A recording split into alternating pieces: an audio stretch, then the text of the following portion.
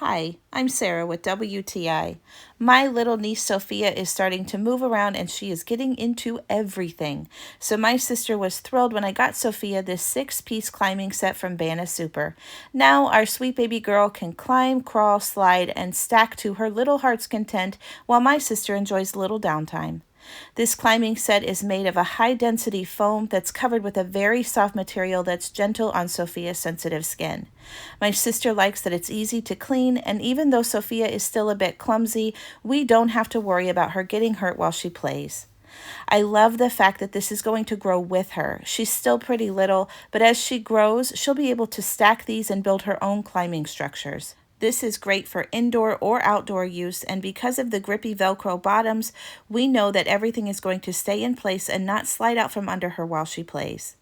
This set comes with 6 different pieces that can all be linked in different ways to create a climbing play area that's perfect for your home.